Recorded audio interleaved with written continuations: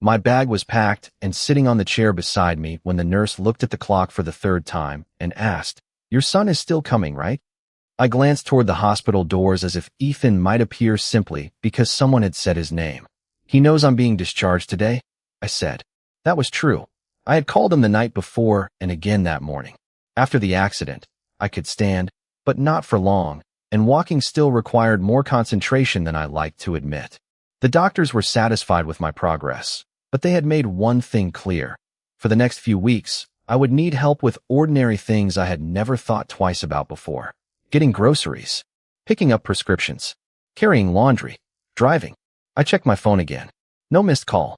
No message. The nurse tried not to look concerned. I tried not to look embarrassed. Finally, I called Martin, a neighbor I had listed as an emergency backup years ago and never expected to need.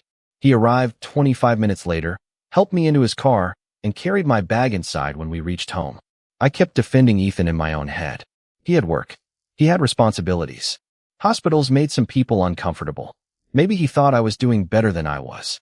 By the time Martin left, I had almost convinced myself that missing the discharge was unfortunate, not meaningful. I lowered myself carefully into the chair beside my living room window and reached for my phone. There was a new message from Ethan. For one foolish second, relief hit me before I even opened it. Then I read the words. "Dad, did something happen with the transfer? It usually comes through this morning." I stared at the screen. Not "How are you feeling?" Not "Did you get home okay?" Not "Sorry I couldn't make it." The transfer. For more than a year, I had been sending Ethan money at the beginning of every month. It had started as temporary help when he was struggling and had become so routine that I barely thought about it anymore.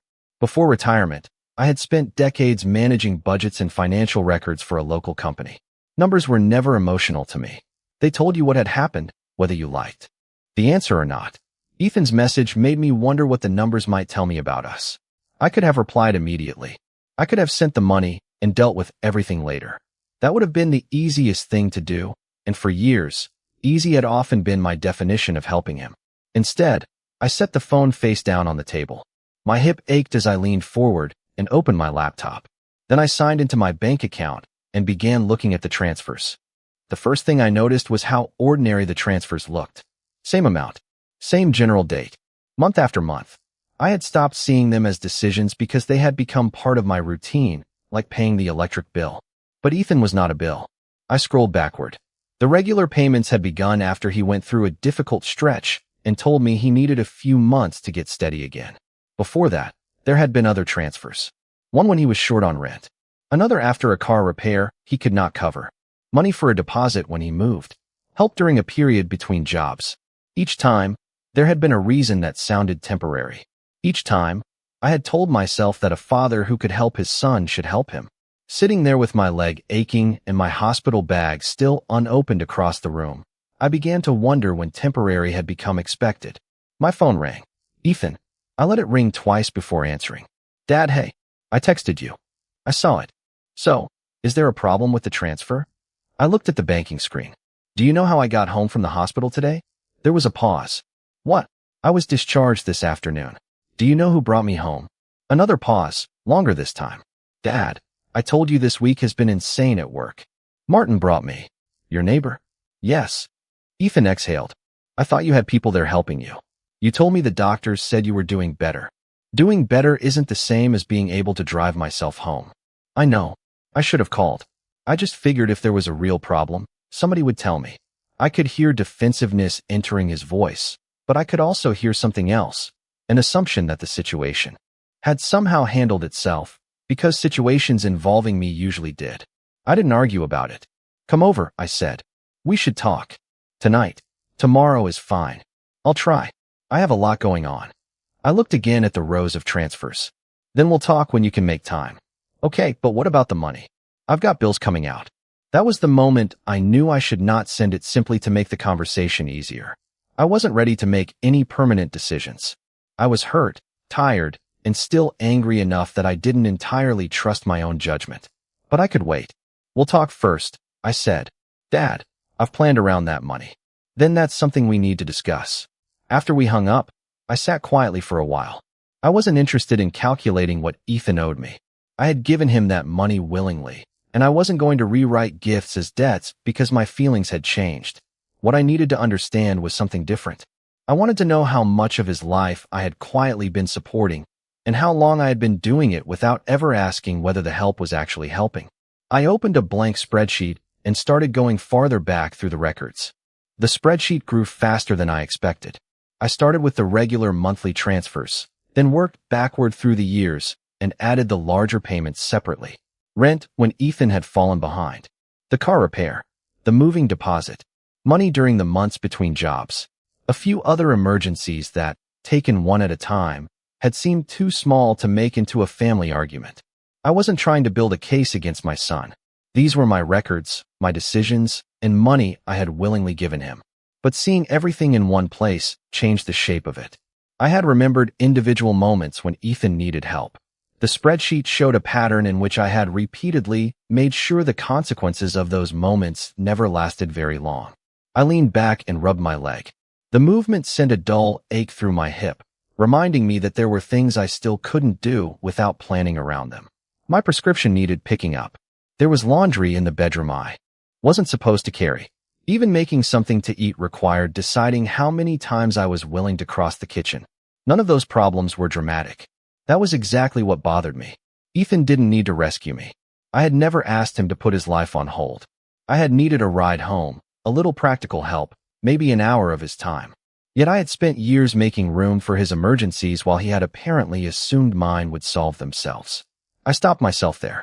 That thought was dangerously close to becoming a verdict, and I still didn't want to make one while I was angry. I saved the spreadsheet and closed the laptop. Ethan had said he would try to come over. I decided to give him that chance. By late afternoon the next day, he hadn't come. There had been no call explaining why.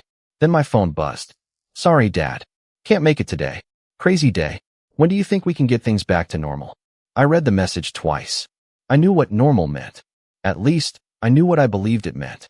I opened the laptop again, but this time I didn't return to the spreadsheet. I went to the standing transfer I had arranged months earlier so I wouldn't have to remember it every month. My finger rested on the trackpad. Canceling it felt harsher than not sending one payment. One could be a delay. Canceling the instruction meant admitting that I no longer believed this arrangement should continue automatically. I thought about every time I had stepped in because I could. Somewhere along the way, I had confused removing pressure from Ethan's life with helping him become stable.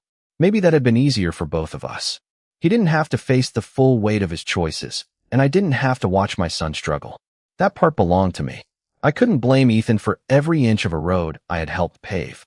But recognizing my part didn't mean I had to keep paving it. I canceled the standing transfer. Then I wrote him a message. "We need to talk in person before there is any more financial support. Come by when you're ready to have that conversation." I read it once before sending it. No accusation. No mention of the hospital. No threat. Just a boundary I should probably have discussed with him long before an accident forced me to look at it. Ethan didn't answer that evening. The next morning, while I was moving slowly across the kitchen with a cup of coffee, someone knocked at my front door. I wasn't expecting anyone. I set the cup down, made my way carefully through the living room, and opened the door. Ethan was standing on the porch. He hadn't made it to the hospital. He hadn't made it over the day before. But less than 24 hours after I canceled the transfer, my son had found the time to come see me. Ethan looked at the cane in my hand, then at me.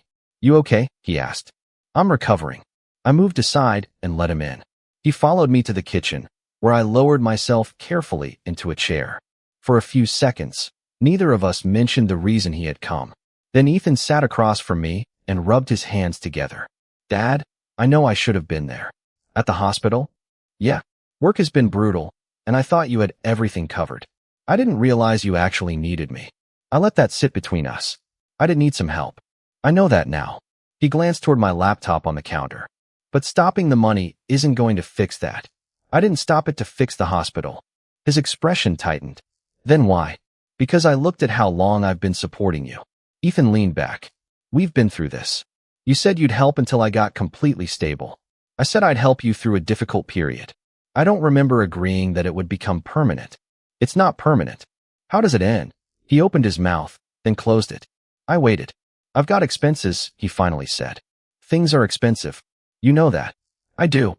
"Then you know I can't just rearrange everything overnight. That was fair, and I told him so. I wasn't interested in pretending the money didn't matter simply because I was the one who could afford to stop sending it. Ethan had built part of his monthly budget around something I had provided consistently. Whatever responsibility he carried for that, I carried some too. I'll help you work through the numbers, I said. We can look at your expenses and figure out what needs to change. His face changed immediately. You want to go through my spending? No. I offered to help you make a plan. That's humiliating. Why is planning humiliating, but taking my money every month isn't? He pushed his chair back slightly. Because you offered it. And now I'm telling you the arrangement needs to change. You can't just stop it. The words came out sharper than anything he had said so far. I looked at him. Why can't I? Ethan stared back at me, and for several seconds the only sound in the kitchen was the refrigerator humming behind us. Because I've planned around it, he said. We've already established that. Planning around help doesn't turn it into an obligation. So this is punishment. No, I miss one hospital pickup and suddenly you're teaching me some lesson about money? You didn't just miss a pickup. I kept my voice level. But I'm not asking you to repay anything I've given you. I'm not presenting you with a bill. I'm saying future support isn't automatic. Ethan stood and walked toward the counter before turning back. Do you have any idea what this does to me? That's why I offered to help you make a transition. I don't need a financial lecture from my father. Then don't take one. Make your own plan. He shook his head. This makes no sense. You're sitting on savings, the house is paid for, and eventually all of this comes to me anyway. For a moment, I wasn't sure I had heard him correctly. What did you say?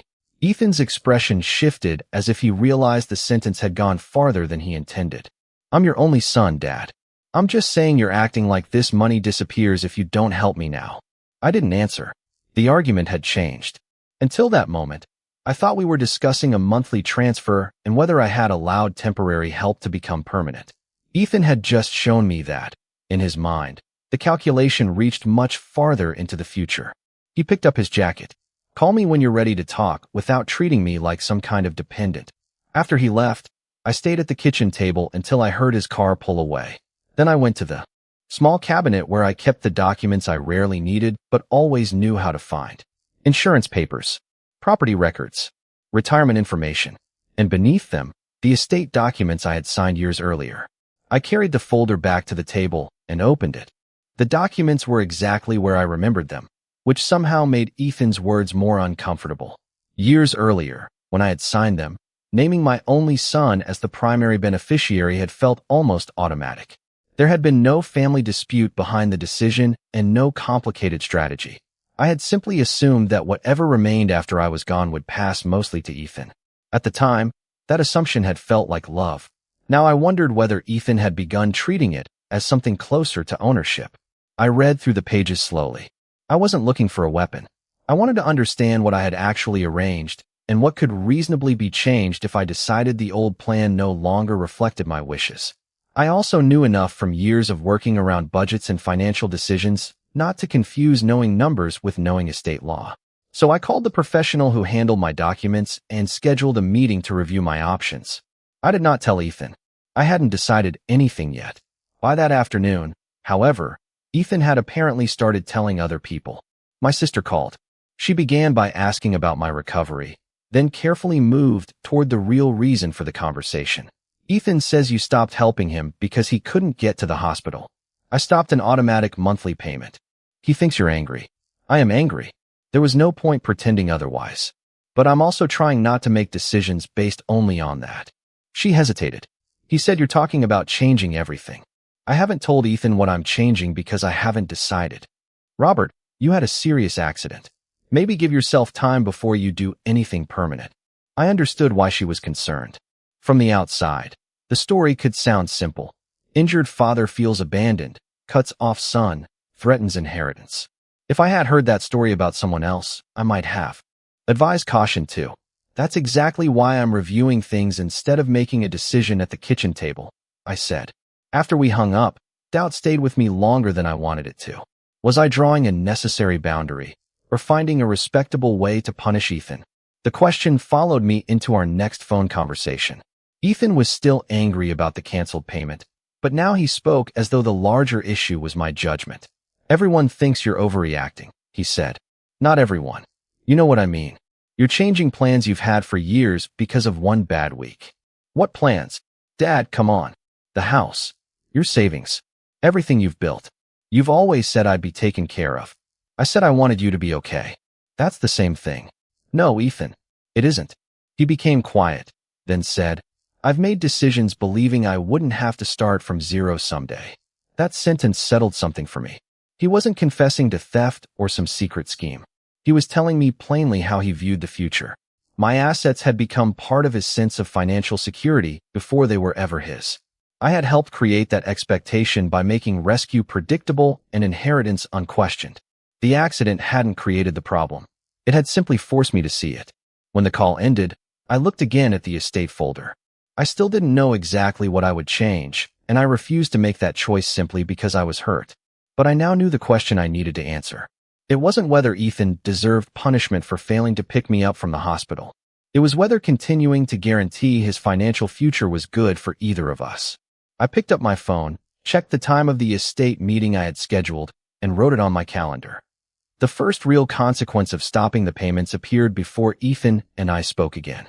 He called to tell me he had postponed a purchase he had been planning and rearranged several expenses because the monthly money was no longer there. He described those changes as things I had forced him to do. I listened without correcting every sentence. The point of ending the support was not to make his life collapse, and it hadn't. He still had his income, his home, and choices available to him. What had disappeared was the extra margin he had quietly come to count on. You could fix this with one transfer, he said. That's exactly the problem, Ethan. No, the problem is you're proving a point. I'm changing an arrangement that should have changed a long time ago. The calls from family continued too. Nobody threatened me or took Ethan's side completely, but several people thought restoring the payments would calm everything down. I understood the temptation. I had spent years solving problems that way. Money removed pressure quickly. It just didn't necessarily remove the problem underneath it. Meanwhile, I made a mistake of my own. One morning, frustrated by how slowly I was recovering, I tried carrying more around the house than I should have. By afternoon, the ache in my hip had sharpened enough that I had to sit down and admit I had overdone it. For a few hours, I was furious with my own body. Then I realized I was repeating the same mistake in a different form. I was so determined not to need Ethan that I was trying to prove I needed nobody. Those were not the same thing. I still needed help. I simply didn't want to keep wondering whether I had purchased the appearance of being cared for. A few days later, my sister called again. Her tone had changed. Can I ask you something? She said. Sure. Has Ethan actually been helping you since all this started? I looked toward the laundry Martin had helped me move earlier that morning. Not much. She was quiet. He's called me 4 times about the money. I didn't say anything. I didn't need to. I thought this was mostly about you being angry after the accident, she continued. Now I'm not so sure. It wasn't a victory. Hearing someone else notice the contradiction made me sadder than satisfied. Ethan still had another way out of this that had nothing to do with winning an argument. I called him that evening. I want you to come over, I said. We need to talk without turning it into another fight. Are you finally ready to sort this out? I'm ready to talk to my son. He was quiet. Okay. One condition. We don't discuss transfers, the house, the will, or what you think you'll inherit. Just us. Another pause. Fine. For the first time since the accident, I felt a small amount of hope. Maybe stripping money out of the conversation would show both of us what was left underneath. We agreed on a day. The next morning, Ethan texted me. One question before we meet. If things go well between us, are you going to restart the monthly money? I sat with the phone in my hand for a long time. I had asked for one conversation in which money wasn't the condition attached to reconciliation, and before we had even reached the table, Ethan had attached it again. That didn't mean he didn't love me. I wasn't willing to reduce my son to his worst behavior, but it did mean the pattern was stronger than either of us had admitted. My estate appointment was later that week. Until then, I had still been considering whether the safest thing was to postpone every permanent decision until I was fully recovered and less angry. That would certainly have made the family more comfortable. It might even have restored peace with Ethan if I restarted the payments in the meantime. But I was beginning to understand what that peace would cost. I would have to return to the same arrangement simply because changing it was painful. On the morning of my appointment, I dressed slowly, gathered the estate folder from the kitchen table, and checked that I had everything I needed. I still didn't know exactly what I was going to decide. I only knew I could no longer confuse avoiding conflict with preserving a relationship. I picked up the folder and left for the meeting. The meeting did not give me a dramatic answer. That was probably a good thing. I went through the existing documents, explained what had changed between Ethan and me, and asked what options would let me protect my own future without turning my estate into a punishment. By the time I left, the choice was mine. Cutting Ethan out completely would have been easy to understand while I was angry. It also would have been dishonest. He was still my son, and despite everything that had happened, I did not want to spend the rest of my life designing a final act of revenge. But leaving everything exactly as it was would mean accepting the assumption that had brought us here, that my money was part of Ethan's future simply because he expected it to be. I chose the middle ground. The unrestricted monthly support would not return. I would keep what I needed under my own control for retirement, recovery, future care, and whatever life still required of me. Ethan would remain a beneficiary, but his share would be limited rather than the automatic majority he had expected. The rest would go according to priorities I chose for myself, not according to what would hurt him most.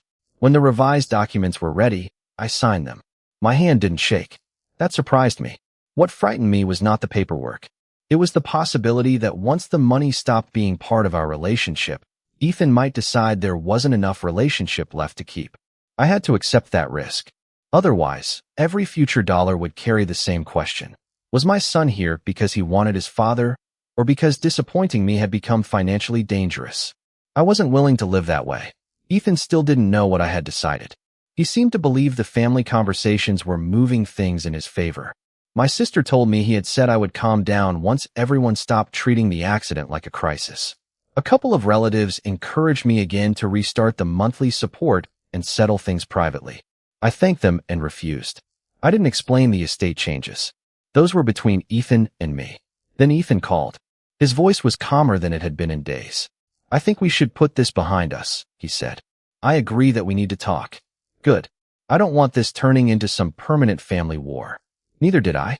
But I noticed that he spoke as though the disagreement itself were the problem, rather than what the disagreement had exposed. Come over tomorrow, I said. We'll sit down and finish the conversation. Okay. There was a brief pause.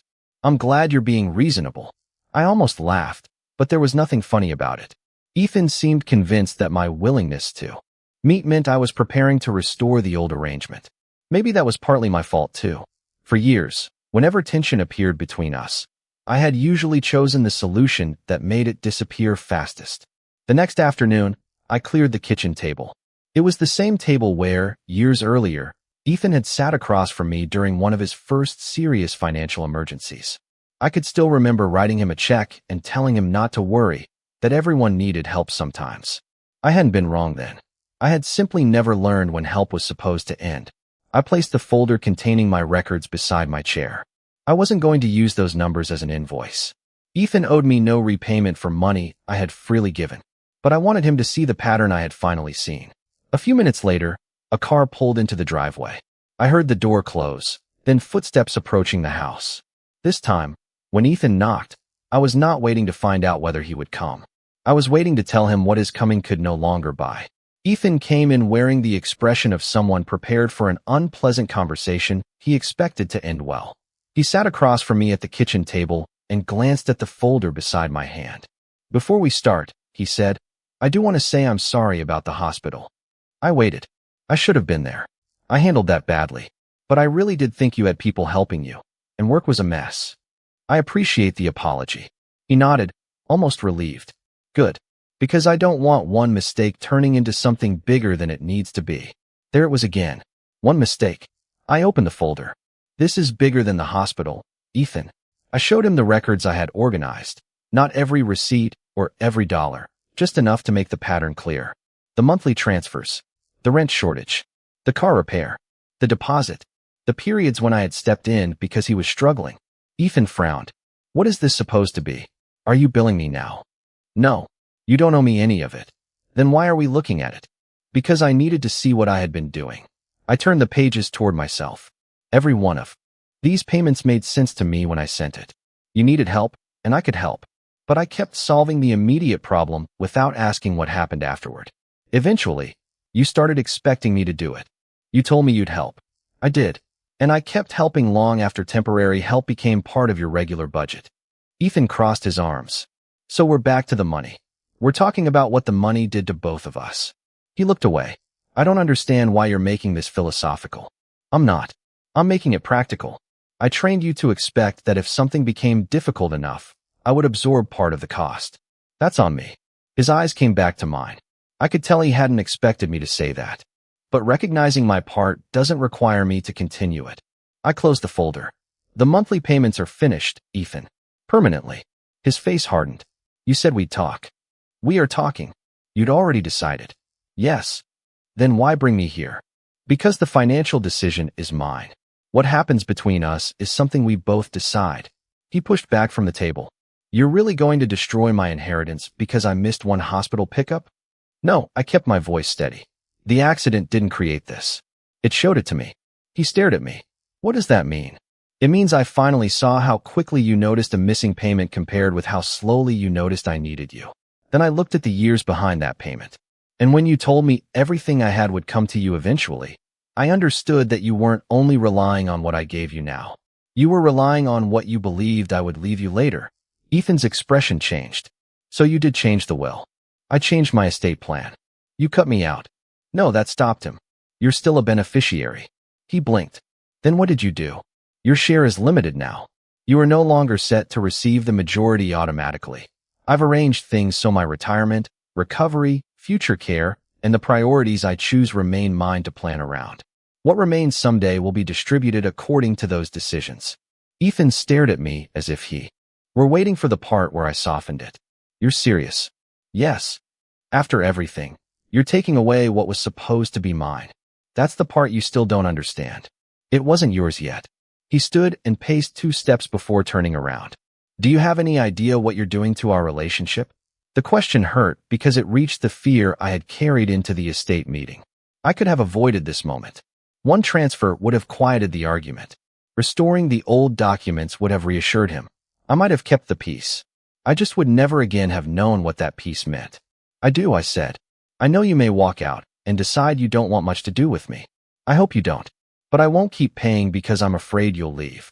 Ethan looked toward the door. For the first time since he arrived, he had nothing ready to say. Finally he asked, so that's it. The money decision is finished. I paused. The decision about whether I'm still your father when there's no payment attached isn't mine alone. He picked up his jacket. I didn't ask him to stay. He didn't apologize again, and I didn't demand one. When the front door closed behind him, the kitchen became painfully quiet. I looked at the folder on the table and felt no victory at all.